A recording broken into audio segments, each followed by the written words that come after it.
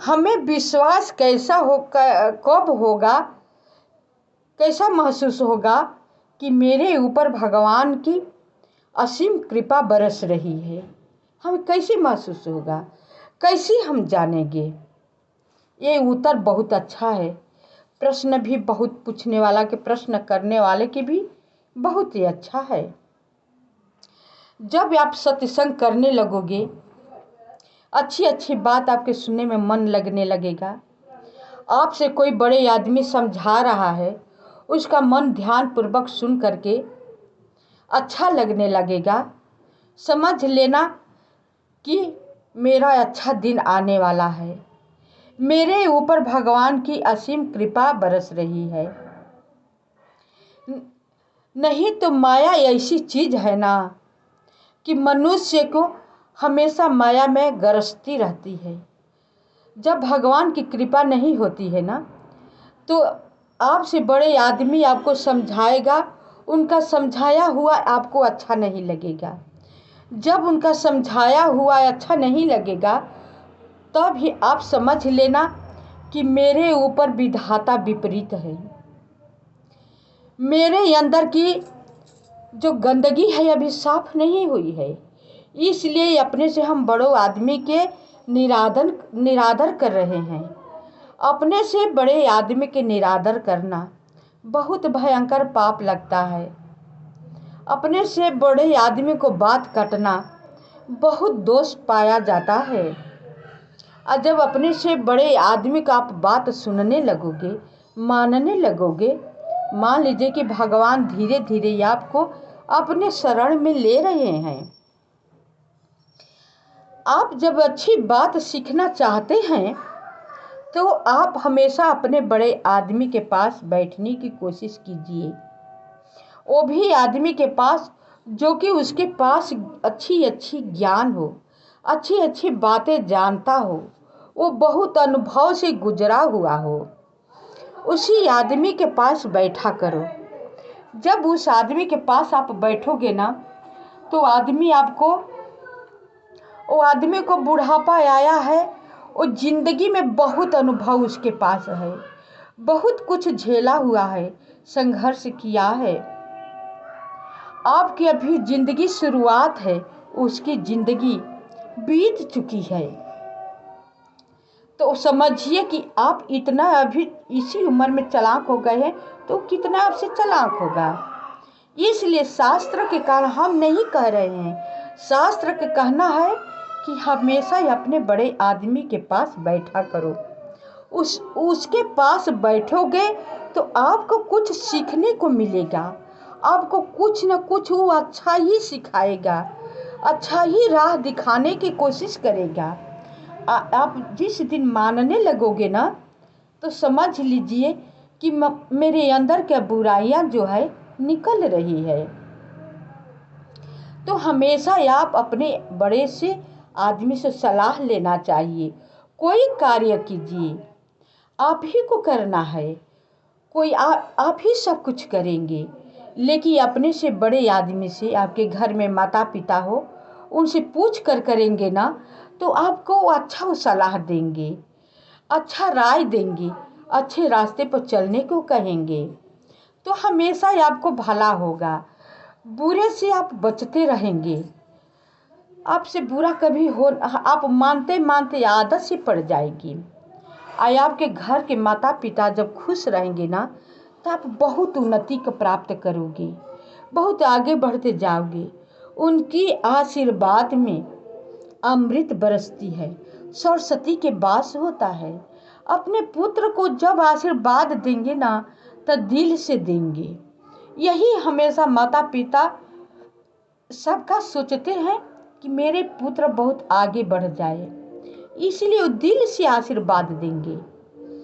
अब तो आशीर्वाद ऐसा चला है, प्रणाम प्रणाम के बदले प्रणाम हो गया। नहीं, ऐसा अपना संस्कार मत छोड़िए। जो कर रहा है उसे करने दीजिए। आप आशीर्वाद का भागीदारी वही हो सकता है जो दिल से पैर को छू करके माथे पर अपना लगाता है। जब पैर का रज अपने माथे पर लगाता है ना, उसी दिन उसकी नसीब बदलना शुरू हो जाता है। अब का बच्चे हम देखते हैं झुकने में, प्रणाम करने में शायद न जाने अपना तौहीन समझते हैं। अरे बड़ों के अपना पैर छूने से क्या शर्मिंदित होना है। आशीर्वाद लेने के भागीदारी तो आप ही हो पा रहे हैं। कल्याण तो आपका होगा, शर्म से नहीं होगा, तिरस्कार करने से नहीं होगा, अच्छे कर्म करने से होगा। तो आप अच्छा बनना चाहते हैं, अपना कल्याण करना चाहते हैं, भगवान का असीम कृपा बरसाना चाहते हैं, तो घर का देवता अपने माता पिता को सेवा कीजिए। वही तुम्हारे लिए भगवान है, वही मंदिर है, वही सब कुछ है। वो पत्थर की मूर्ति आप पूजेंगे, आपको मन का सुकून भले मिल जाए लेकिन आशीर्वाद नहीं मिलेगा। लेकिन उस तरह को श्रद्धा भाव भक्ति से अगर माता पिता को सेवा करोगे तो धीरे से आशीर्वाद मिलेगा, तो आप आगे बढ़ोगे। यही भगवान की पूजा है। नहीं तो ऐसा होता है कि घर में माता पिता पड़े हैं, एक लोटा एक गिलास पानी के लिए तरस रहे हैं, आप तीर्थ तीर्थ मंदिर मंदिर घूम रहे हो, भगवान नहीं मिलेंगे। आपके मन है तो घूमिए, जाइए, तीर्थ अच्छी चीज़ है, देवता भगवान को दर्शन करना अच्छी चीज़ है, लेकिन पहले माता पिता को सेवा कर लेने के बाद जाइए, तीर्थ कीजिए, तो ऑटोमेटिक आपको आशीर्वाद मिलने लगेगा। तभी को एक मैं भजन गा देती हूँ, आप सब सुनिएगा। मैं घूम लिए चारों धाम, नहीं मिले राम, यही तो दुख भारी है। मैंने घूम लिए चारों धाम, नहीं मिले राम, यही तो दुख भारी है, यही तो दुख भारी है, यही तो दुख भारी है। मैंने घूम लिए हरिद्वार, नहीं मिले राम, यही तो दुख भारी है।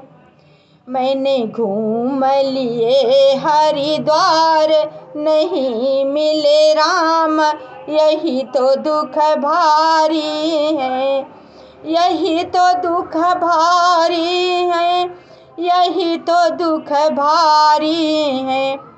देखो, सब तीर्थ करने के बाद ही भगवान नहीं मिलेंगे। अपने माता पिता से उतरण पहले हो, क्योंकि तुम्हारे माता पिता को ऋण तुम्हारे ऊपर पड़ा हुआ है। बहुत मन तन से तुम्हारा सेवा किए हैं, पढ़ा लिखा कर जोग किए हैं, उस समय उन्होंने कुछ नहीं किया है, बहुत किया होगा तो मंदिर में जाकर माथा टेकते हुए भी कहे होंगे कि मेरे बच्चे को खुशहाल रखना, मेरे बच्चे को आगे बढ़ाना। तुम्हारे लिए ही दुआ मांगे होंगे, अपने लिए कुछ नहीं कहे होंगे। माता पिता का, हर माता पिता का यही स्वभाव होता है, अपने बच्चे के लिए कुछ भी करने के लिए तैयार हो जाते हैं। तो पुत्र को क्या दायित्व बनता है? पुत्र को बुढ़ापा का सहारा तो वही बनाना चाहिए ना, कि मेरे माता पिता को किसी तरह का कष्ट न हो, मेरे माता पिता हमेशा सुखी रहें, सुख से रहें, तभी आपको सुकून मिलेगा। तो घर बैठे ही आपको भगवान मिल जाएंगे, इसमें कोई संशय नहीं है। आप कुछ भी मत सोचने की इसमें आवश्यकता ही नहीं है। माता पिता को आप सेवा कर लीजिए, तब आप देवता पूजिए। ये हम नहीं कहेंगे कि आप भगवान को न मानिए, तभी भगवान खुश होंगे। भगवान को मानते हुए माता पिता को पहले भगवान मानिए, तो भगवान ऑटोमेटिक खुश हो जाएंगे। ये करके तो आप देखिए, आपको आए हुए रास्ते में विपत्ति आपत्ति सब अपने आप ऐसे टल जाएगी जैसे कि आधी जोर के आई और हम दरवाज़ा बंद कर देते हैं, आधी उधर से लौट जाती है। विपत्ति आएगी और धर्म जो है, आपको माता पिता का दुआ जो है आपको आगे सामने खड़ा हो जाएगा, वो विपत्ति पीछे हट जाएगी। ये विश्वास कीजिए, ये मान कर चलिए। ये कथा आपको कैसा लगा? सब्सक्राइब लाइक अवश्य कीजिएगा, कमेंट करके बताइएगा।